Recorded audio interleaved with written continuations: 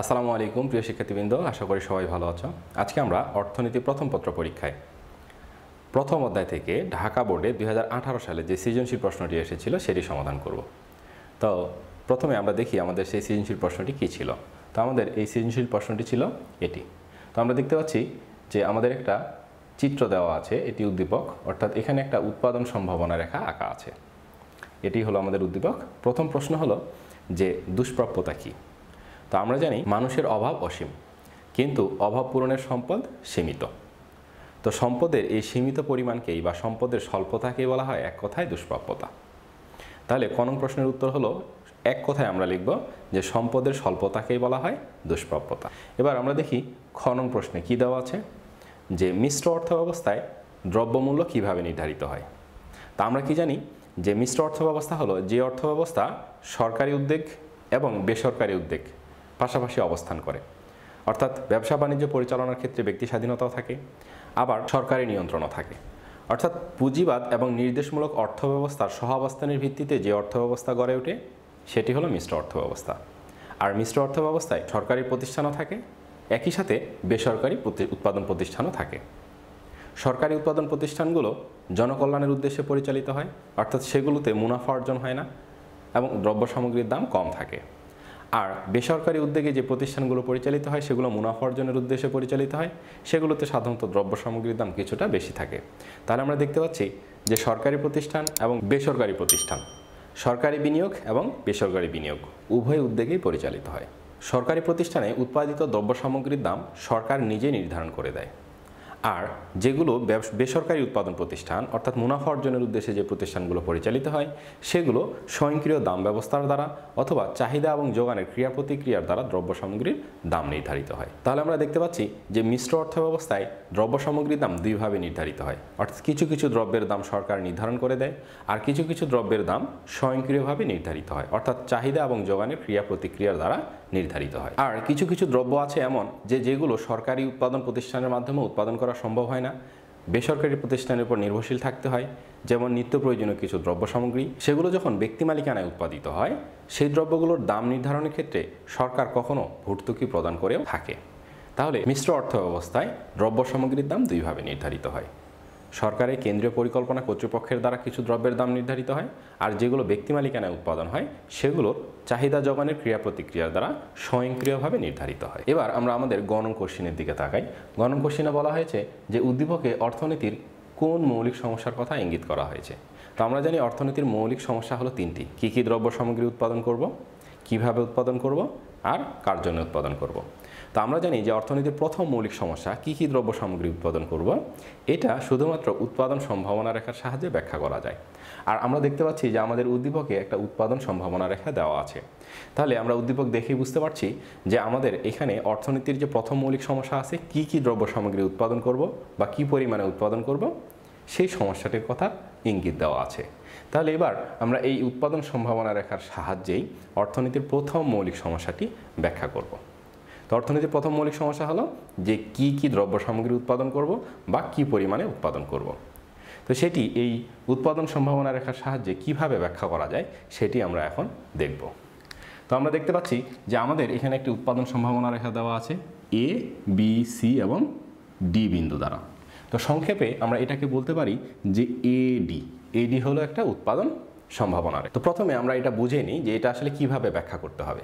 তো আমরা দেখতে পাচ্ছি যে এডি আমাদের উৎপাদন সম্ভাবনা রেখা, এর ভূমি অক্ষে দেখানো আছে এক্স দ্রব্য এবং লম্ব অক্ষে দেখানো আছে ওয়াই দ্রব্য। তো আমরা যদি এক্স দ্রব্য উৎপাদন করি তাহলে ভূমি অক্ষের দিকে এক্স দ্রব্যের উৎপাদনের পরিমাণ, তাহলে এক্স দ্রব্যের সর্বোচ্চ উৎপাদন কত, ডি বিন্দু পর্যন্ত। তাহলে এক্স দ্রব্যের সর্বোচ্চ উৎপাদনের পরিমাণ হবে ও ডি। তো যখন আমরা আমাদের একটা নির্দিষ্ট পরিমাণ জমিতে সম্পূর্ণরূপে এক্স দ্রব্য উৎপাদন করব তখন আমরা এই সর্বোচ্চ এক্স দ্রব্য উৎপাদন পারব ও থেকে ডি পর্যন্ত, ওডি পরিমাণ।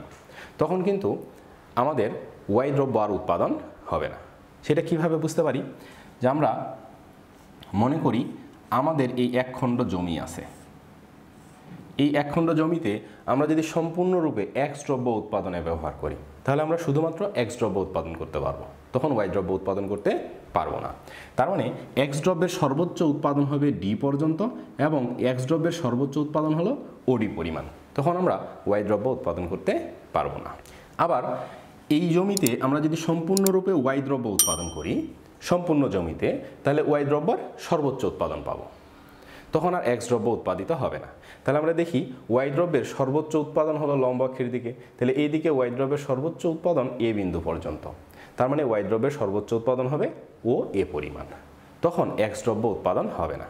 তাহলে আমরা এখানে দুটা বিন্দু দেখতেছি, একটা হলো ডি, এখানে এক্স দ্রব্যের উৎপাদন সর্বোচ্চ এবং ওয়াই দ্রব্যের উৎপাদন শূন্য। আর এখানে আমরা দেখতে পাচ্ছি এ বিন্দু, এখানে ওয়াই দ্রব্যের উৎপাদন সর্বোচ্চ ও এ পরিমাণ, আর এক্স দ্রব্যের উৎপাদন হলো শূন্য। এখানে আরও দুটি বিন্দু দেওয়া আছে, একটি হলো বি আর একটি হলো সি। তো প্রথমে আমরা বি বিন্দুর ব্যাখ্যা করি। বি বিন্দুতে যদি উৎপাদন করি তাহলে আমরা দেখি যে এক্স দ্রব্য কত উৎপাদন হয় আর ওয়াই দ্রব্য কতটুকু উৎপাদন হয়। আমরা বি বিন্দুর দিকে তাকালেই দেখতে পাই, নিচের দিকে যদি দেখি তাহলে এক্স দ্রব্যের উৎপাদন হয় ও এক্স ওয়ান পরিমাণ, আর ওয়াই দ্রব্যের উৎপাদন হয় ও ওয়াই ওয়ান পরিমাণ। তার আমরা দেখতে পাচ্ছি যে এক্স দ্রব্যের উৎপাদন একটু কম হয় আর ওয়াই দ্রব্যের উৎপাদন একটু বেশি হয়। তাহলে অর্থাৎ ঠিক এরকম যে এই যে আমাদের জমিটা, এই জমির বেশিরভাগ অংশে অর্থাৎ দুই ভাগে উৎপাদন করা হয়েছে, বেশিরভাগ অংশে ওয়াই আর এক কম অংশে এক্স দ্রব্য উৎপাদন করা হয়েছে। তার মানে বি বিন্দুতে এক্স দ্রব্যের উৎপাদন হচ্ছে ও এক্স ওয়ান আর ওয়াই দ্রব্যের উৎপাদন হলো ও ওয়াই ওয়ান। এক্স দ্রব্য একটু কম পরিমাণে উৎপাদন হয়, ওয়াই দ্রব্য বেশি পরিমাণে উৎপাদন হয়। সি বিন্দুতে কি হয়? সি বিন্দুতে আমরা যদি দেখি তাহলে এক্স দ্রব্য উৎপাদন হয় ও এক্স টু পরিমাণ, আর ওয়াই দ্রব্য উৎপাদন হয় ও ওয়াই টু। তো আমরা সবসময় শুধু ওয়াই টু না, এই ও থেকে বলবো ও ওয়াই টু। তাহলে সি বিন্দুতে এক্স দ্রব্য উৎপাদন হয় ও এক্স টু আর ওয়াই দ্রব্য উৎপাদন হয় ও ওয়াই টু। সি বিন্দুতে আমরা দেখতে পাচ্ছি যে এক্স দ্রব্য বেশি পরিমাণে উৎপাদন হয় আর ওয়াই দ্রব্য কম পরিমাণে উৎপাদন হয়। অর্থাৎ সি বিন্দুতে উৎপাদন করছি কি, যে এক্স দ্রব্য উৎপাদন করছি বেশি এলাকা জুড়ে আর ওয়াই দ্রব্য উৎপাদন করছি কম এলাকা জুড়ে। তাহলে আমরা এ, বি, সি এবং ডি চারটি বিন্দুতে উৎপাদন করতে পারি। ডি বিন্দুতে এক্স দ্রব্য সর্বোচ্চ উৎপাদন হয়, ওয়াই দ্রব্য হয় শূন্য। আর এ বিন্দুতে ওয়াই দ্রব্য সর্বোচ্চ উৎপাদন হয় আর এক্স দ্রব্যের উৎপাদন হলো শূন্য। বি বিন্দুতে এক্স কম, ওয়াই বেশি। সি বিন্দুতে এক্স বেশি বাট ওয়াই কম উৎপাদন হয়। তাহলে আমরা এখন কোন বিন্দুতে উৎপাদন করব? এ, বি, সি এবং ডি এই চারটা বিন্দুতে আমরা উৎপাদন করতে পারি, কিন্তু কোন বিন্দুতে উৎপাদন করব এটাই হলো অর্থনীতির প্রথম মৌলিক সমস্যা, যে আমরা কোন বিন্দুতে উৎপাদন করব, অর্থাৎ কোন দ্রব্য কী পরিমাণে উৎপাদন করব। যদি ডি বিন্দুতে উৎপাদন করি তাহলে শুধু এক্স উৎপাদন হয়, ওয়াই হয় না।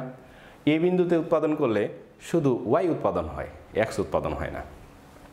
বি বিন্দুতে এক্স কম, ওয়াই বেশি, আর সি বিন্দুতে এক্স বেশি, ওয়াই কম উৎপাদন হয়। তো এই অর্থনীতির প্রথম মৌলিক সমস্যা হলো যে আমরা এই চারটি বিন্দুর কোন বিন্দুতে উৎপাদন করব। তো আমাদের এখানে শুধুমাত্র অর্থনীতির প্রথম মৌলিক সমস্যাটি ব্যাখ্যা করতে বলা হয়েছে, এর সমাধান ব্যাখ্যা করতে বলা হয়নি। তো এটি হলো অর্থনীতির প্রথম মৌলিক সমস্যা, যে আমরা এই উৎপাদন সম্ভাবনা রেখার যে চারটা বিন্দু আছে এই চারটা বিন্দুর কোন বিন্দুতে উৎপাদন করব। তাহলে আমরা এটার ব্যাখ্যা লিখব কি, যে শুরুতেই এই চিত্রটি আমরা অবশ্যই পরীক্ষার খাতায় আঁকবো। পরীক্ষার খাতায় না আঁকলে আমরা যদি ব্যাখ্যা করি আসলে ভালো নম্বর পাবো না। এই চিত্রটি অবশ্যই আঁকতে হবে। অর্থনীতির প্রথম মৌলিক সমস্যা ব্যাখ্যা করার জন্য চিত্রটি খাতায় মাস্ট বি আঁকতে হবে।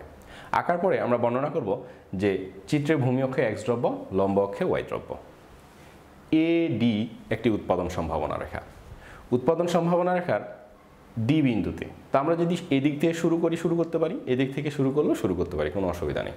তাই এদিক থেকে শুরু করি যে এ বিন্দুতে উৎপাদন সম্ভাবনা রেখার এ বিন্দুতে ওয়াই দ্রব্যের উৎপাদন সর্বোচ্চ ও এ পরিমাণ, এখানে এক্স দ্রব্যের উৎপাদন শূন্য। যদি বি বিন্দুতে উৎপাদন করি তাহলে এক্স উৎপাদন হয় ও এক্স ওয়ান, ওয়াই উৎপাদন হয় ও ওয়াই ওয়ান পরিমাণ। এক্ষেত্রে এক্স কিছুটা কম, ওয়াই বেশি উৎপাদন হয়। সি বিন্দুতে উৎপাদন করলে আমরা দেখতে পাচ্ছি যে এক্স দ্রব্য উৎপাদন হয় ও এক্স টু, ওয়াই দ্রব্য উৎপাদন হয় ও ওয়াই টু। এক্ষেত্রে এক্স কিছুটা বেশি উৎপাদন হয় এবং ওয়াই উৎপাদন হয় কম। ডি বিন্দুতে যদি উৎপাদন করি তাহলে এক্স দ্রব্য সর্বোচ্চ পরিমাণ উৎপাদন হয়, কতটুকু? ও ডি পরিমাণ। তখন ওয়াই দ্রব্যের উৎপাদন হয় শূন্য। তাহলে আমরা দেখতে পাচ্ছি যে এ, বি, সি, ডি চারটি বিন্দুতেই আমরা সর্বোচ্চ উৎপাদন সংমিশ্রণ পাই।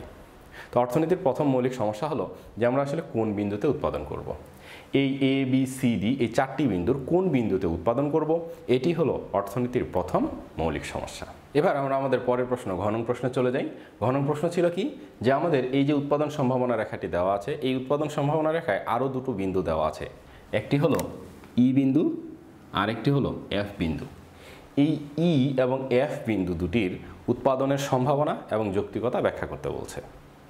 তাহলে এই প্রশ্নটি উত্তর করার জন্য আমাদেরকে অবশ্যই এই চিত্রটি খাতায় আঁকতে হবে।